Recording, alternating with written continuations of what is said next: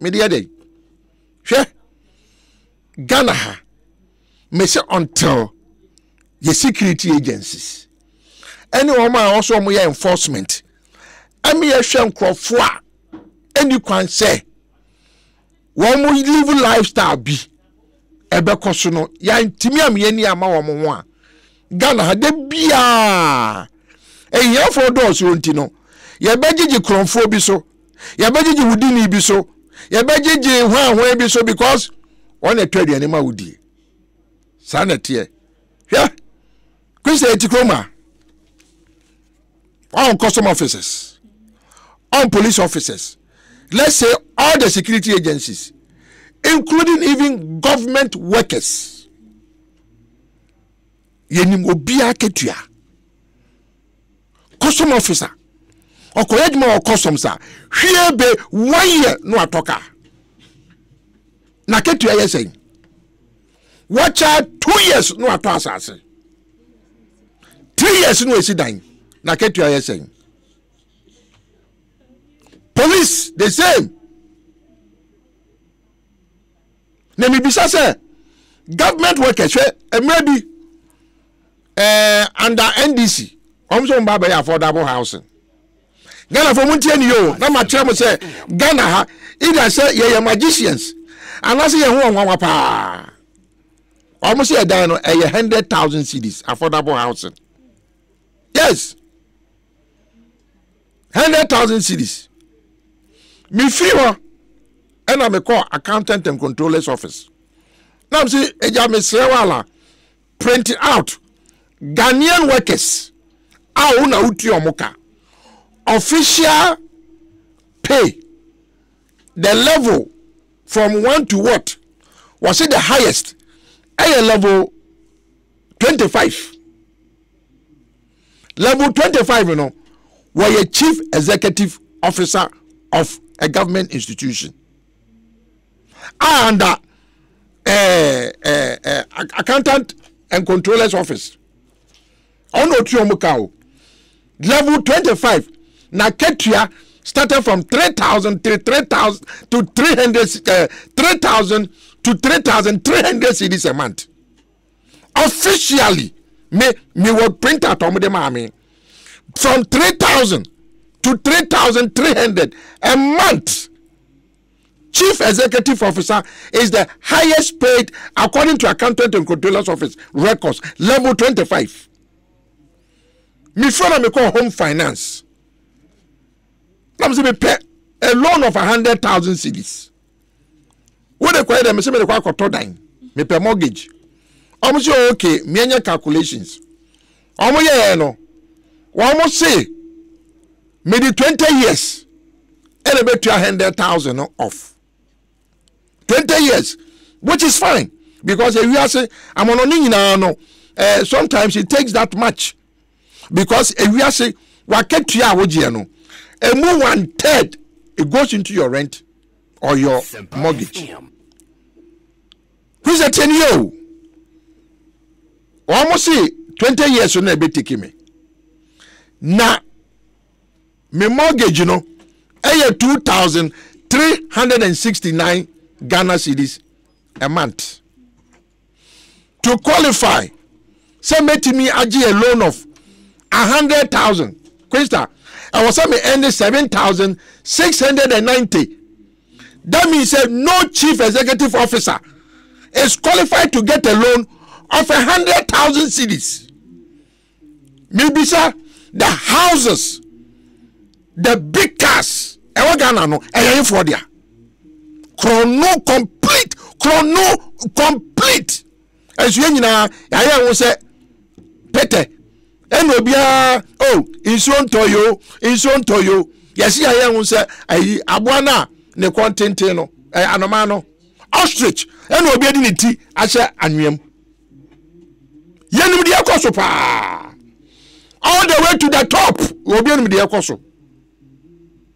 Police ni I don't know me a friend is saying single spine na ketu aye saying e see the police need to asase e see dan maybe there tie wa ketua ene adi gina e ma wutimi etoto niema na so make chief executive officer no na ketua eye 3,300 okay mortgage also otua eye 2,369 and 3,300 no utimu 2,000 aka bebe 600 cedis kwesta mi bisa say 600 no one faka on feature on trade yani on to school fees on money ira ko homa Asempa FM and this says cano we basically live on 600 cedis to the end of the month. Look at their lifestyles.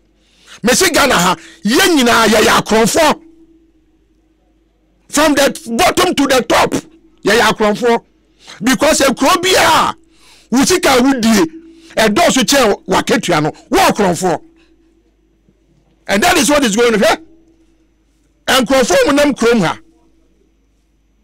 now after I'm for and I'm one and the cars until a police for ni CID special branch and then you go domini obio a BNI and a national security for no and conform with the cars I can say Questa obi to make talk car $300,000 no bet your duty over $120,000 ye mi son say the income tax our falle a sentia or Timinya over $400,000 a kotoka. The way I check drug dealers. I investigation. Say our lifestyle swan. As maybe say say confer with income. Bra. Nien justify say ampa. Our lifestyle me say Ghana empanifo no ya kronfo. Enti empanifo no omo ntimi check it. E man kura so enye the right thing. Or they be the chrome and sabi. You see declaration of assets. How do we declare assets? Ghana? How do we declare assets? My man can't do a question brony. Me see brony. I do not done the trim. What do you be trim or dam? Simple. Me na me to America. I heard here. Who file personal income tax? One I file you. Me file here na me claims. Me claim benefits be Asempa FM any amount me refund of $3,000. Yes sir. Me de beji meni wagana bruta 3,000 no. Me bedi paps out na me abrante na me wusi simu so ntie de me de meni de wa unim. Ma ko back to America. In fear me and sa me te hono ma. And you Ghana hand can say witch hunting. You see, if you are a witch, you should be hunted. Met one of my system no automatically a flagging me for auditing. Me kofi capito. Ghana ni akra me fetch mango bieja. Any I have for Mahame. A flagging me say I buy ni minimum sumbia. Sa claims na me ye no. Wa ma me bosume miensa. Me fa documentation say ampa receipts e me prove say sansem na me claim ye no e ho adanse die nie enti be de ba ye nya me hwe ya ade na wan yefa scanis ma bedi me ho no mo twiro me after 3 months o mo se man fa menti no emra ache me ye ma me tua penalty of $4,000. I ended up paying $7,000 penalties. Okoka kronuntino Ghana ha no be juechinya. Okoka na no yesi Ghana de sovereign country. De pebia na ye kronuntino eduru hodi a we sovereign country. Kwa ye timu no me se krono Ghana ha me ma he papa bi ya fa kwaku ba. Under Liman administration was Ghana for ye magicians. Adenya Satan ye tuagan na new worker. Sa those ye tuan 3 cities. Papa no ko parliament. Ye historic in the House of Parliament. Okon woto. Koko. Any kose. Eya enoto. Kofi Brokuman.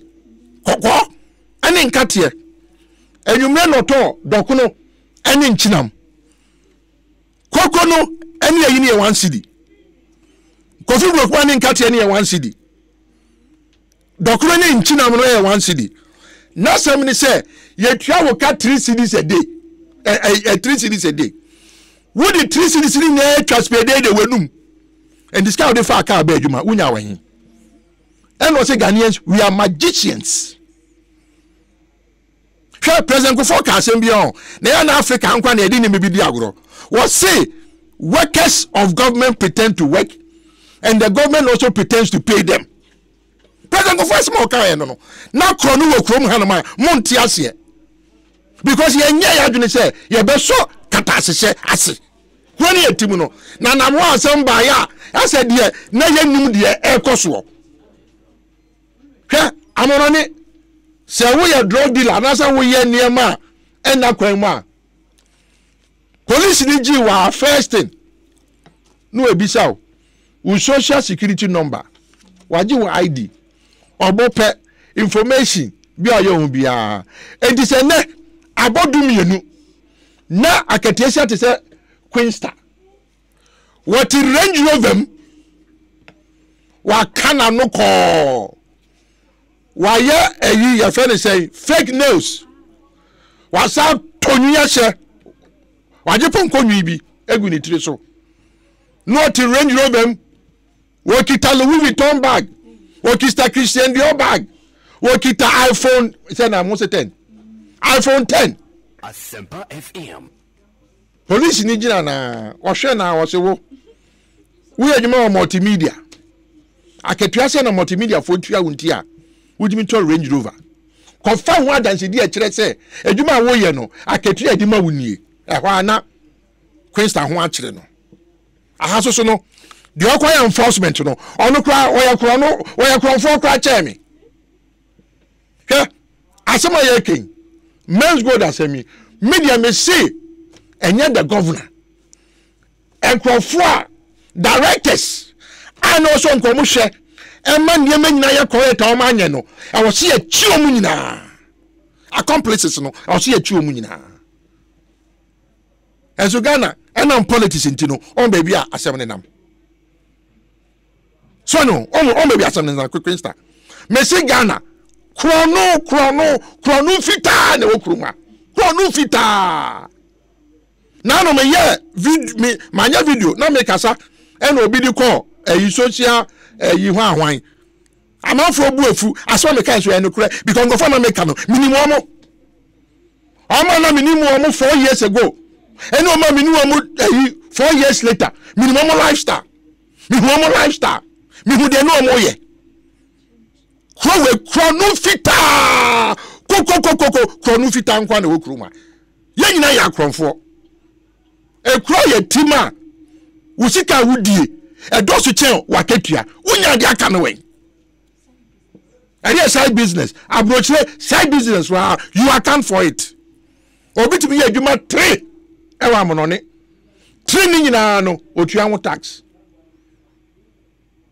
ke na no boy bi to ahwede nam sha ahwede eru abra menem na fofo bi ye jeje chinye e na tax nam sum da ahwede eru abra e nam sha ahwede na wo ton no ba ye fe say hui baro na egum no ukoto se masa meto 80,000 I mean 8,000 I fe say 80 cedis 85 cedis ahwede ni nyina ayi oso to bundle ni 85 cedis nam say okay fine wo ton a daily basis unya say oso masa meto amenya fa so 50 cedis Chris tell me kanu 50 times 5 ASM 250.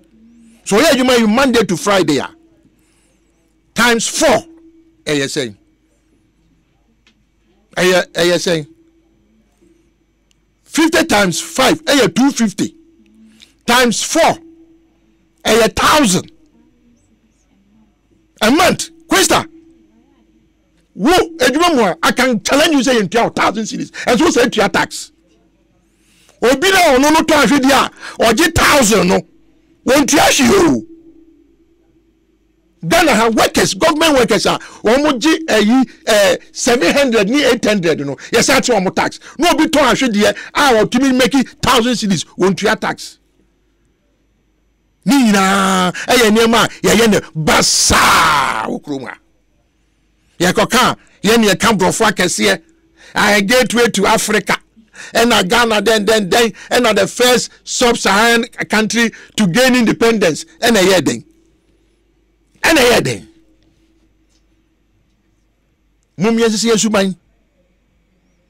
From the small boy to the big man. Mas boy be home office. Ohumia, what's Mr. Capito? You are a big man. Big man no munchisa musubain. Now small man no sunsuya. Because a big man is a small man woman da. Asempa FM. Hey, telephone number 0302 216 545 0302 216 546 0302 216 546 0302 216 545. Obetimi do adwen chiraba. Hello.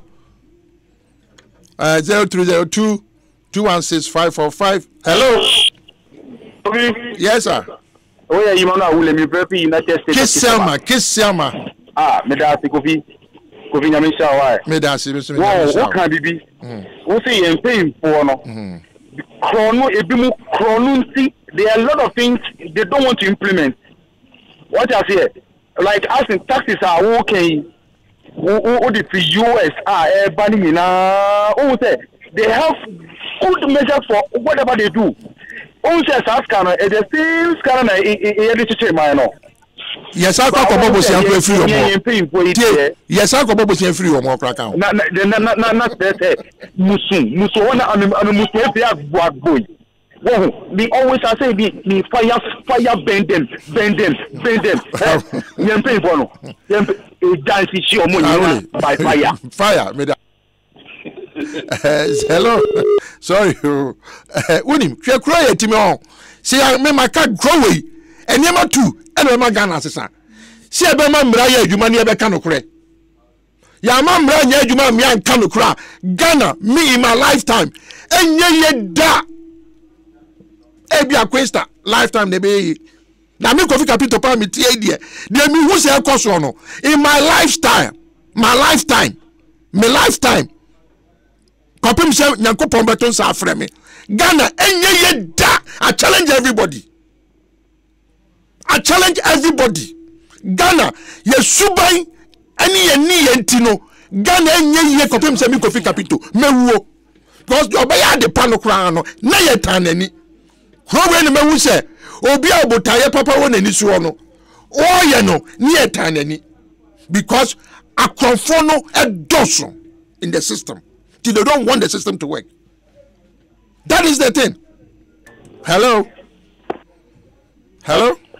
Capito. Yes, sir.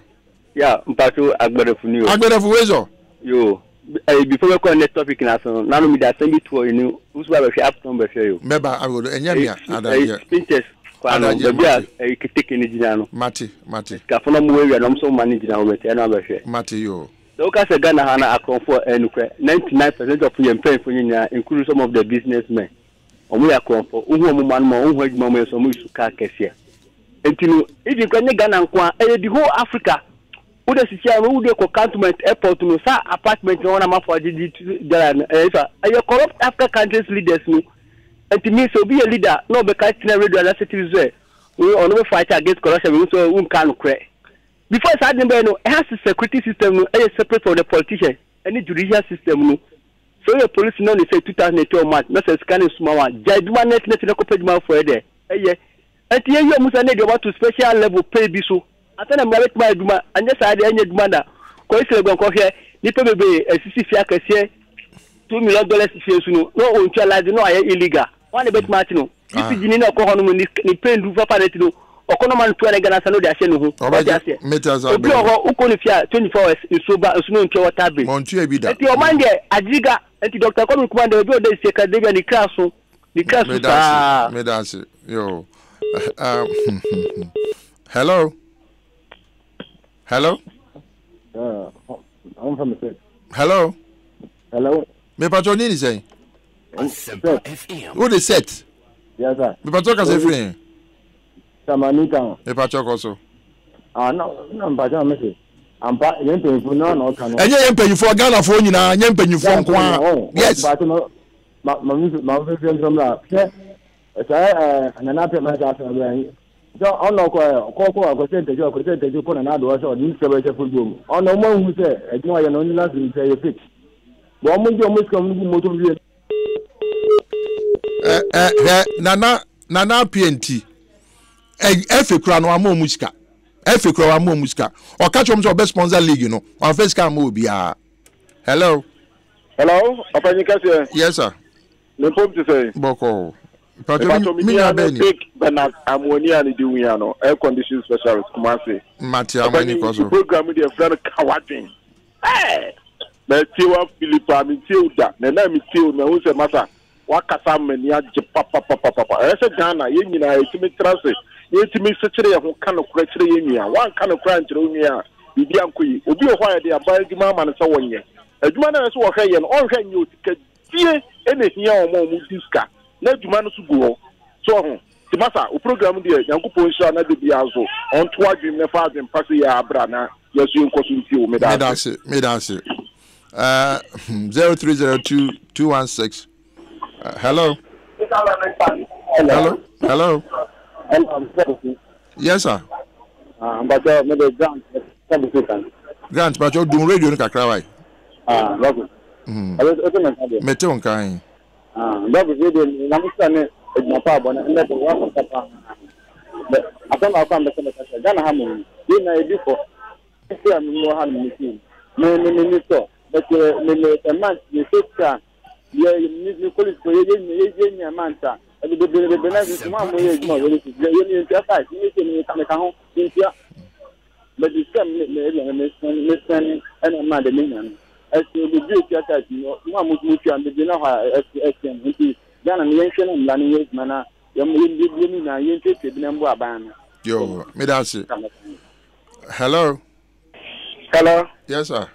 Me dey papaya o abekase fi come kuma circle me to mobile phones all my bed papaya to your tax Lagofi yeah what's me there to your tax now oba me bia men twan we dey me afutu na me dey ma wo dey koso Lagofi now o ka say o last time gara nyeye na say wo anyino menyini wo na wo me wo na wo me Lagofi me Facebook live by the way with two nanu of full now white the Lagofi me two full white ne me wonim ne ma wo metima ya wontimi nya bi oh na true Lagofi koso akora wu opanyini su ati enti jade o kire no e dey fact say me tiri yandwene ngire say wo papa ya me weja e bi kura wo weja me and can you find mistake any you mistake every day kokolebu papa ya kolebu akura ya wo ne akura wewu ne and it's true but we need to Lagofi ya mi sure papa koso Lagofi no bo abaso uboduma ya mi sure fa e kaka me kan say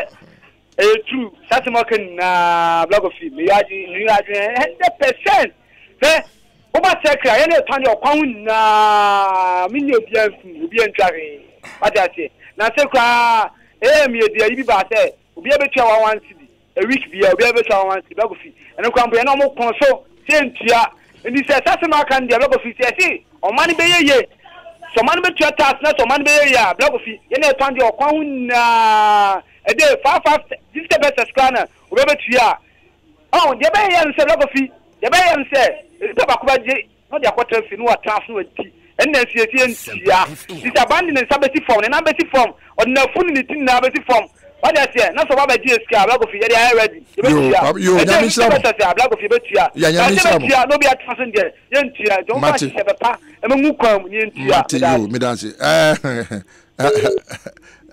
emre na so ntie mfa obi ebio hwe America mampanyini your friend hello but set mpacho koso no me say na pe me na ba na ka tie no yo hu say papa na okona na do no masa munya sansem fono mo kekeka no de masa betete munyini free so asaba ba ya ka asem papa de bia na me ba ya politics masa munya tie metiwe wonim kwafo dodo a omu me twa photo Who dem go for do to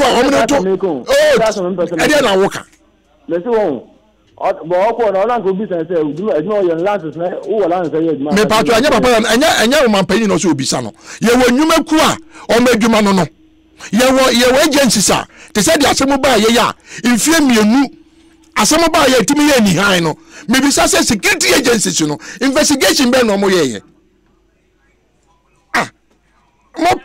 Mope oman penyini sa NDC MPP for ya oman penyini enti MPP time no NDC for so mo ba be ya oman penyini mi wan kwofo wo so mo ye adwuma no o mo nya adwuma no mo di ewu kanawu ensemfo ehin mo so mfo Kofi Kapito